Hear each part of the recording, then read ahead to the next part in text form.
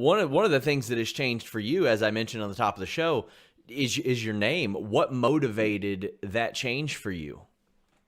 It was just a product of I was sitting around for so long during the lockdown, during that initial like 8 month lockdown, and I knew like a year before that I wanted to kind of move on from Cheeseburger, but I just didn't know how to start the process. It's kind of hard to just kind of reset when you're in the middle of doing something and being booked all the time as that. But with lockdown, with no shows, I was like, oh, well, this is a chance for me to finally take that step and reinvent myself and kind of move on and just figure out how to take the cheese, like the aspects of Cheeseburger, and kind of evolve them, mature them a bit, and evolve into a more serious character. But like the term I like to use with it is Cheeseburger was kind of a character who is also a wrestler, but now world famous CB is a wrestler who is also a character. I love that. And I mean, we've seen this happen before, like EC3. I don't even think he goes by Ethan Carter the third anymore. I think he goes by Nah. just EC3. So I mean, like it is a natural progression. And so when you have a name like Cheeseburger, I mean, obviously there was some charm to that too, because you're a thin guy, and it's like, okay, Cheeseburger, we Yeah. get it. You became Right. became beloved for that as well.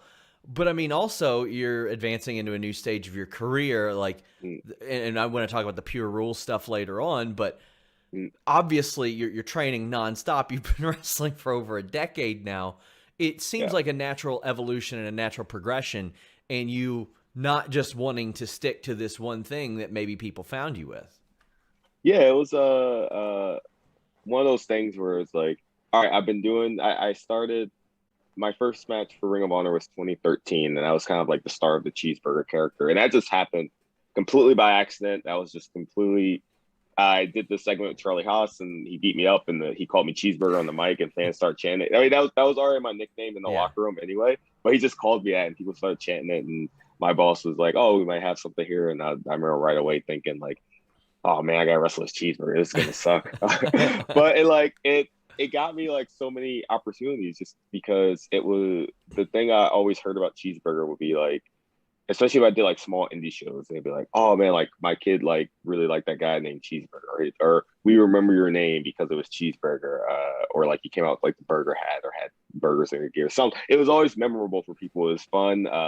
People really enjoyed it. They supported me for so long as it, but I knew like for me personally, I was like, I'm not satisfied just kind of coasting on that, I guess.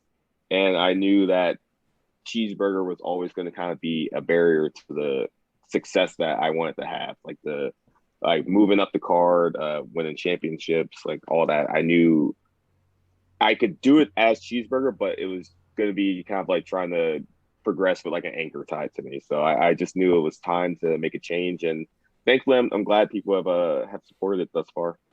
So I mean, did was there ever a point that you had regretted using that name, or were you just like, man, the positive outweighs the negative? This helped me out so much. And again, you mentioned those positive interactions. Like, there are a few things that can replicate, like a kid being like, "I like you. That inspired me. That was cool. That was memorable." Because I mean, that ultimately takes you back to why you love wrestling to begin with.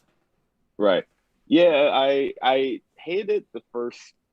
It took me a while to come around to it. Be honest, I don't think people actually realize like how like right away from like 2013 to maybe about like my first tour of Japan was probably when I first started to like kind of come around to it when like when I realized like how much like the Japanese crowd like loved it. So for I guess about like 2013 to like 2016, like I was just like, man, I don't know about this. Like, and then like once I like got to Japan, like, people like really embraced Cheeseburger. I was like, okay, maybe this is actually like working.